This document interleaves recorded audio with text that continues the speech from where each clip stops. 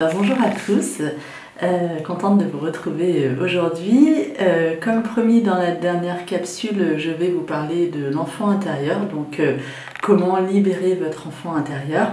Alors en fait, déjà, ce qu'il faut savoir, c'est que l'enfant intérieur, c'est notre moi profond, hein. Donc c'est qui on est vraiment. Et l'enfant intérieur, c'est un enfant qui est innocent, qui a envie de s'amuser. Et lui, par exemple, ne va pas avoir à faire le choix entre le cœur et la raison. C'est-à-dire qu'il va choisir, évidemment, il est finalement la voie du cœur, la voie du ressenti, la voie de l'intuition. Et il n'est pas limité, on va dire, il n'est pas limité par exemple, nous, notre mental, hein. Alors, ce qu'il faut savoir, c'est que l'enfant intérieur est en contradiction, on va dire, totale avec notre vie en société aujourd'hui. Donc quand on est dans une société qui va nous éduquer, qui va nous donner des codes, qui va nous dire que pour vivre il faut travailler, qui va nous créer des divertissements, bon, etc. Et l'enfant intérieur, lui, n'est pas du tout là-dedans, c'est-à-dire qu'il est vraiment l'innocence, la pureté, et lui, il a envie de s'amuser, il a envie de se reconnecter finalement à l'âme, enfin que nous, hein, en tant qu'humains, on se reconnecte à notre âme, et donc il détient toutes les capacités, tous les talents, tous les dons que nous avons, hein. Et c'est vraiment, voilà, pour le nourrir, on va dire, eh bien, il faut le nourrir avec de la créativité. Alors vous verrez, hein, on va en parler tout à l'heure. Donc évidemment, l'enfant intérieur, comme on est en contradiction avec la société, donc déjà il est en souffrance, et puis au-delà de ça, il peut être blessé en fait si vous avez par exemple vécu des expériences de vie douloureuses, difficiles, des situations compliquées, donc ça c'est en conscience, mais il peut aussi être blessé par des blessures profondes, qui viennent par exemple de blessures, alors je l'avais expliqué sur la dernière capsule, de blessures transgénérationnelles ou de blessures karmiques, hein. Donc là on est sur de l'inconscient. Les blessures transgénérationnelles, pour faire simple, ce sont des blessures qui nous ont été quelque part transmises par nos parents, hein. C'est de l'émotionnel transmis par les parents, que eux-mêmes n'ont pas forcément dépassé, hein. Ou bien même que déjà les parents, c'est une mémoire qui provient des parents, des grands-parents, etc. Et on peut remonter des fois assez loin dans la généalogie. Ensuite, on a les mémoires karmiques, et là, les mémoires karmiques, on est plus sur des mémoires d'anciennes incarnations. Alors, c'est vrai que la plupart des mémoires karmiques, en fait, nous aident dans notre vie, mais quand il y en a une ou plusieurs qui viennent nous polluer, eh bien, elles polluent vraiment très très fort, hein. Et là, on peut revivre des blessures de manière assez récurrente, c'est-à-dire qu'on va nous représenter la problématique à travailler dans différents contextes et toujours la même, hein. Voilà, donc là, c'est pour situer un petit peu l'enfant intérieur, que vous puissiez comprendre quelque part ses attentes, hein. Et pour aller mieux, pour libérer cet enfant intérieur, évidemment, il va falloir travailler pour l'apaiser, hein, tout simplement. Alors, donc, pourquoi apaiser son enfant intérieur? Eh bien, tout simplement parce que quand l'enfant intérieur souffre, qu'il est blessé, eh bien, il va se manifester dans votre vie. Vous allez, par exemple, avoir des comportements inadaptés, des surréactions, inexpliquées que vous ne maîtrisez pas. Ça peut être un excès par exemple de colère ou un excès de tristesse, une remontée de tristesse par exemple que vous ne contrôlez pas. Ça peut être par exemple une réponse que vous allez faire à quelqu'un, une personne va vous dire quelque chose, ça vous touche, ça vous blesse, vous répondez de manière peut-être un peu forte ou piquante. En fait, l'enfant intérieur va à chaque fois se manifester dès qu'une blessure est réveillée. Ça peut être l'inverse aussi, ça peut être une personne qui justement, on va lui dire quelque chose, ça la blesse et boum, là pour le coup elle dit rien, elle est blessée, elle ne peut plus parler, hein. Donc ça va se manifester à chaque fois de différentes manières, mais par un comportement que vous pouvez considérer comme anormal. Et l'objectif, hein, donc, c'est justement de se poser la question pourquoi je me suis sentie triste, pourquoi je me suis sentie humiliée, pourquoi je me suis sentie en colère, etc. De manière à identifier l'origine, qu'est-ce qui a provoqué en fait cette réaction en vous. Hein, donc ça, on va le voir un petit peu après. Alors, j'ai noté quelques questions comme ça que vous pouvez vous poser pour voir comment finalement va votre enfant intérieur. Ça vous donne quelques pistes. Par exemple, vous pouvez vous poser la question de déjà, est-ce que j'aime le métier que je fais? Est-ce que ce métier-là, il me nourrit? Alors j'entends nourrir, il nourrit l'enfant intérieur, hein, évidemment. Ou bien est-ce que je fais ce métier parce que c'est alimentaire et que c'est confortable, hein? Si ça ne vous fait pas vibrer, c'est pas normal, hein. Vous n'êtes pas en tout cas en accord avec votre enfant intérieur. De la même manière, est-ce que je suis bien dans mon couple? Si je suis en couple, évidemment. Est-ce que je suis heureuse? Et si je suis célibataire, est-ce que c'est un choix? Est-ce que je suis bien ou est-ce qu'à l'inverse, ça me fait souffrir, hein? Donc toujours bien se poser les questions. Pareil, vous pouvez vous poser des questions, ce type de questions. Si je suis invitée par des amis, est-ce que j'ai vraiment envie de voir ces amis? Hein, voilà, est-ce que ça me fait plaisir? Est-ce que ça me nourrit? Est-ce que ça me fait vibrer? Et puis, ces amis, est-ce qu'ils s'intéressent à moi? Et moi, est-ce que moi je m'intéresse à eux, hein? Il faut toujours qu'il y ait une notion d'équilibre en fait dans une relation, hein. Ça c'est aussi très important. Est-ce que je m'amuse dans la vie? Est-ce que je fais des choses qui me plaisent, qui me passionnent et qui me font plaisir, hein? Est-ce que je me sens serein ou sereine dans la vie?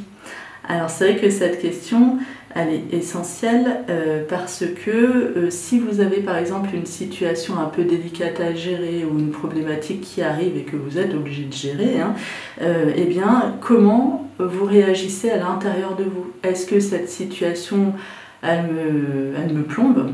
Ou est-ce que j'arrive à avoir un détachement suffisant pour donc, du coup prendre du recul et trouver les solutions? Et du coup, l'harmonie intérieure ne doit pas être perturbée, hein. Donc ça, c'est très très important. Donc voilà, ces quelques questions déjà vous permettent de voir un peu comment vous êtes, comment vous réagissez. Est-ce que vous pensez que votre enfant intérieur va bien ou pas? C'est déjà une bonne base. Alors après, évidemment, on va parler des solutions. Alors comment on fait pour nourrir l'enfant intérieur, pour le libérer?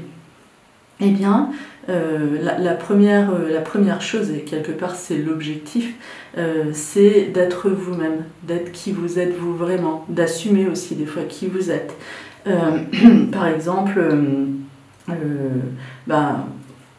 on va parler des masques, hein. C'est quand l'enfant intérieur est complètement libéré, vous n'avez plus de masque, hein. C'est-à-dire, alors quand je parle de masque, c'est vous allez être d'une certaine façon avec des amis, certains amis, peut-être d'une autre manière avec d'autres amis, encore une autre manière en famille, et puis un autre masque en société, dans la vie professionnelle, etc. Et bien tout ça, c'est pas vous. Et donc à chaque fois, vous êtes quelqu'un d'autre. Et ça marche pas. Je veux dire, à un moment donné, évidemment, ça ne peut pas coller puisque vous montrez une personne que vous n'êtes pas, hein. Donc ça ne va pas en adéquation et ça va justement en contradiction avec l'enfant intérieur. La deuxième chose, le deuxième point, je vais dire, et c'est aussi essentiel, c'est se reconnecter avec des éléments réels. Alors je vous parlais tout à l'heure de la société, hein, quand on rentre dans une société qui quelque part nous occupe bien, hein. Comme ça on n'a pas trop le temps de s'occuper de l'enfant intérieur, et puis qui à un moment donné nous crée en fait des désirs aussi artificiels, des divertissements artificiels. Donc nous, l'enfant intérieur, il a besoin de réel. Alors c'est quoi le réel? Eh bien, ce sont les échanges, par exemple entre amis, que vous allez pouvoir avoir de manière physique. Ça va être le fait, je ne sais pas, d'avoir des animaux, de passer du temps avec eux, de travailler dans la nature, par exemple de jardiner, d'être, je ne sais pas si vous avez des végétaux aussi à la maison, ça c'est du réel. d'aller justement dans la nature aussi, puisque la nature par définition, là on est dans le concret, dans le réel, et ça vous nourrit. Et d'ailleurs, si vous faites l'expérience d'aller vous balader dans la nature alors que, je sais pas, vous êtes sur quelque chose de professionnel qui vous prend un peu la tête, vous sortez, vous allez vous promener, et bien quand vous allez rentrer, au bout de même un quart d'heure, il n'y a pas besoin de faire longtemps, et bien vous allez être ressourcé et vous allez reprendre la problématique d'une autre manière. Ça sera beaucoup plus simple. Vous aurez été aéré, ressourcé, et ça sera plus facile. La troisième étape, j'ai envie de dire, c'est la prise de conscience.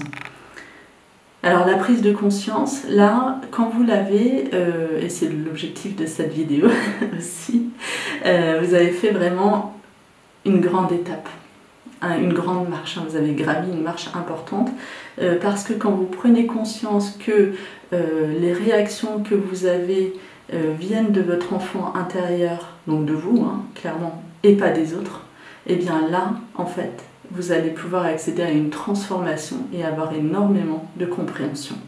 Donc la prise de conscience, c'est vraiment le début du travail. Mais on ne peut pas faire un travail si on n'a pas une prise de conscience, c'est évident. Ensuite, il faut travailler l'émotionnel. On a parlé tout à l'heure des blessures de l'enfant intérieur, donc on peut les citer, il y en a 5. Vous avez donc, alors 5, voilà, avec des degrés plus ou moins importants.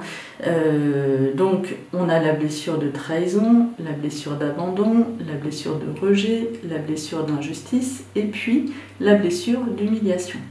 Et quand vous portez l'une ou l'autre ou plusieurs des fois de ces blessures, eh bien évidemment votre comportement, vos réactions sont intimement liées, vous l'avez bien compris, à ces blessures-là. Donc le fait de lever l'émotionnel en conscience et les blessures inconscientes, souvent, eh bien ça permet vraiment d'apaiser l'enfant intérieur et d'avoir, en fait, face à une même situation, une réaction complètement différente. C'est-à-dire que vous ne prenez plus la situation qui avant par exemple était blessante, et bien là non, ça ne va pas du tout vous impacter et ça va passer sans problème. Ça c'est quand on a travaillé une blessure, donc c'est essentiel. Je vais vous donner 3 exemples de blessures, 3 exemples qui parleront à chacun d'entre vous. Pas toutes, mais certaines, et du coup, j'ai vraiment pris des blessures assez générales et avec beaucoup de personnes qui ont expérimenté les cas de figure que je vais vous donner. Alors, la première blessure, c'est la blessure de trahison. Alors là aussi, j'en ai parlé dans la capsule précédente, et la blessure de trahison, c'est un karma collectif qu'on est en train de lever en ce moment, donc c'est vraiment d'actualité. Et je vais vous donner un exemple concret. Donc, vous avez vécu, tout le monde l'a vécu, une situation dans votre vie personnelle, j'entends, en couple, de trahison. Alors, évidemment, ça vous a blessé. La trahison, c'est terrible. Eh bien, qu'est-ce qui va se passer quand vous allez rencontrer une nouvelle personne? Naturellement, vous allez être méfiant. Et encore, ça c'est presque dans le meilleur des cas, parce que si vous avez vécu plusieurs situations de trahison, eh bien, du coup, le mental va se protéger, donc l'ego, et puis là, vous pouvez complètement, du coup, partir, courir très vite et le plus loin possible pour justement ne plus revivre cette souffrance de trahison. Donc, c'est vraiment des comportements anormaux, inadaptés, mais qui sont liés à, par exemple, là, cette blessure de trahison. Deuxième exemple, vous avez manqué d'amour dans votre enfance. Alors, on va dire, peut-être certaines personnes ont réellement manqué d'amour parce que leurs parents ne leur ont pas assez donné, ça arrive. Mais c'est le ressenti qui compte. Peut-être que vous avez ressenti ne pas avoir assez d'amour dans votre enfance. Et alors que peut-être vos parents vous en ont donné énormément, peut-être même, vous voyez. Et là, on est dans le ressenti, donc ce manque d'amour, c'est quoi? C'est la blessure d'abandon. Et en fait, là, il y a 2 façons de réagir à cette blessure, c'est-à-dire que quand il y a la blessure d'abandon, soit vous allez vouloir combler un vide d'amour et auquel cas eh bien vous allez avoir besoin d'être entouré dans votre vie, donc beaucoup d'attention, d'être entouré, quelquefois même ça peut être idéaliser une personne, hein. Par exemple vous rencontrez quelqu'un parce que vous ne voulez pas être seul, que vous portez la peur de perdre en fait, hein. Eh bien la peur de perdre et d'être seul, eh bien vous allez idéaliser cette personne pour qu'elle corresponde à ce que vous recherchez, sauf que dans la réalité c'est pas du tout ça, et évidemment les conséquences sont compliquées parce que quand il y a une séparation et qu'on porte la blessure d'abandon, comme il y a vraiment en fait cette notion de s'appuyer sur l'autre, parce qu'on va chercher chez l'autre ce qui nous manque en nous-mêmes, et bien là tout s'écoule et c'est très très très compliqué à gérer. Et par exemple dans la blessure d'abandon, si on va sur un degré assez élevé, eh bien, certaines personnes ne comprennent pas pourquoi des femmes battues restent avec leurs compagnons. Eh bien, tout simplement parce qu'elles ont tellement cette peur de perdre, d'être abandonnées, qu'au final, eh bien, elles restent avec cette personne. Hein, voilà. Donc, vous voyez jusqu'où ça peut aller.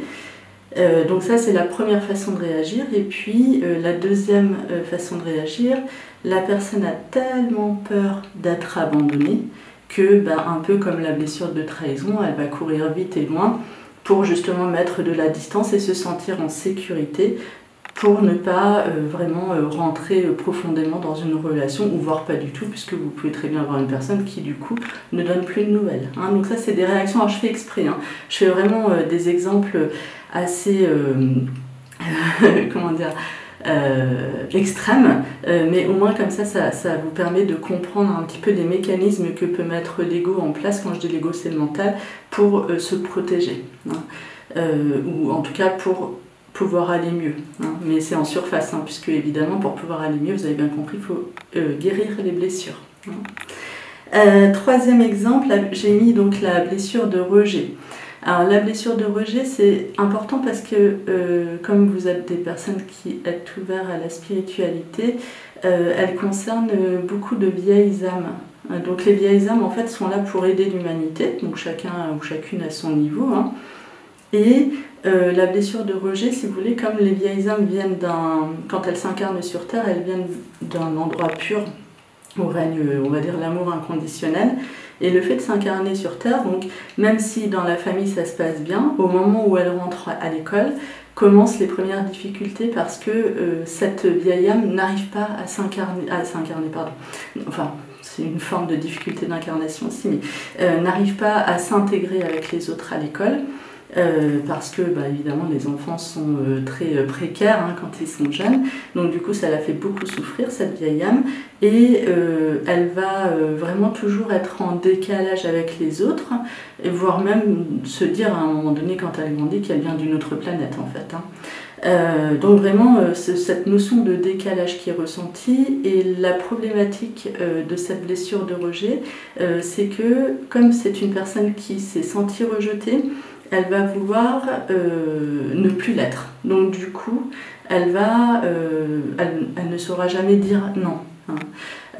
Même si ça lui coûte, elle va faire les choses. Elle va s'oublier au profit des autres. Et ça peut être en fait très frustrant, puisque bon, on n'a pas malheureusement eu des personnes bienveillantes, donc certaines personnes peuvent profiter de cette vieille âme, et évidemment donc il y a après possibilité de frustration, même des fois les personnes vont s'isoler, vont surréagir là aussi, et donc du coup sont complètement bloquées en fait dans cette blessure de rejet, et ne peuvent pas accéder à leur mission d'âme. Donc on va y venir, d'où l'importance de traiter cette blessure de rejet, hein, voilà. Le fait de travailler sur l'enfant intérieur, ça permet donc d'avoir une guérison globale, ça vous l'avez compris, mais en plus l'image que j'ai envie de donner, c'est en fait il y a deux étages. On va dire que l'enfant intérieur, il y a deux étages, en tout cas c'est comme ça que moi je le visualise. On a un premier étage qui est en fait un gros boulet, donc c'est notre émotionnel, hein. Et en dessous, on a toutes les qualités, les dons, les capacités qui sont présentes. Et le fait de lever, de jeter le boulet, donne accès en fait aux capacités, aux talents, aux qualités de la personne. Et la guérison de l'enfant intérieur, donc vous avez compris, c'est la guérison des blessures de l'âme, hein, clairement, et c'est surtout, c'est aussi derrière la reconnexion à l'âme. C'est-à-dire que vous ne pouvez pas vous reconnecter à l'âme si vous n'avez pas travaillé profondément sur vos blessures, votre émotionnel. C'est la même chose, hein, pour moi. Voilà, on appelle ça différemment, mais pour moi ça revient à la même chose. Et voilà, donc la reconnexion à l'âme, la mission de vie, donc en fait quand vous vous reconnectez à votre âme, votre mission de vie apparaît, ne peut se faire que lorsque tout le travail a été accompli. Voilà. Donc ça c'est essentiel, plus. Alors, je vous ai donné des explications, mais vous avez bien compris que travailler sur son enfant intérieur, c'est quelque chose de très lourd. Ça peut être un travail d'ailleurs de toute une vie. Voilà, il y a beaucoup de compréhension aussi à obtenir. Donc vous l'avez bien compris, le travail sur l'enfant intérieur est un travail très lourd. Et pour suivre ma guidance, qui est d'œuvrer dorénavant dans le collectif, je vais proposer à partir de septembre des cercles de guérison. D'ailleurs, la première date, ça sera le 2 septembre. Et ces cercles de guérison, si vous voulez, le fait d'être nombreux ensemble, ça permet en fait de constituer, comme tout le monde va porter la même intention, ça permet de constituer un égrégore d'énergie, donc une énergie extraordinaire. Donc cette énergie, on la canalise tous ensemble, hein, et cette énergie extraordinaire va pouvoir permettre en fait de transmuter toutes les blessures et l'émotionnel que porte la personne. Donc c'est vraiment essentiel, et c'est ce vers quoi vous voyez, dès le 2 septembre je vais m'atteler. Donc dans un premier temps je vais le proposer en local dans le Var, mais rapidement je vais le proposer également en région. Alors j'ai quelques pistes, mais je recherche un terrain, on va dire, à maximum une quarantaine de minutes de Toulon pour pouvoir réaliser ce premier cercle de guérison. Donc si jamais vous avez des propositions ou vous connaissez des personnes qui prêtent ou louent des terrains, surtout n'hésitez pas à me le transmettre. Et puis si vous êtes intéressé par ce cercle de guérison, eh bien vous pouvez m'envoyer un mail qui est en lien sous cette vidéo YouTube. Alors sachant que je ne fonctionnerai que sur des dons, parce que ce que je veux, et c'est ma guidance, donc je la suis sans hésiter, hein, évidemment, ce que je veux, c'est que ces soins collectifs soient accessibles à tout le monde. Donc si la personne a envie et qu'elle peut financièrement, eh bien elle pourra faire un don. Si cette personne n'a pas financièrement les moyens, c'est pas grave, elle est la bienvenue ou le bienvenu également. Ça c'est vraiment essentiel. Donc voilà, je vous laisse revenir vers moi. C'est important de me donner votre intérêt si vous souhaitez participer à ce cercle de guérison du 2 septembre. Donc ça durera en gros 2 heures. Bon, après il y aura un temps d'échange évidemment, parce que forcément par le terrain que je vais disposer, je vais être limitée en place, hein, donc surtout faites-moi bien les retours. Et puis je vous tiendrai après au courant de l'endroit qui aura été sélectionné. En attendant, je vous envoie de belles vibrations d'amour et puis au plaisir de vous rencontrer. À très bientôt.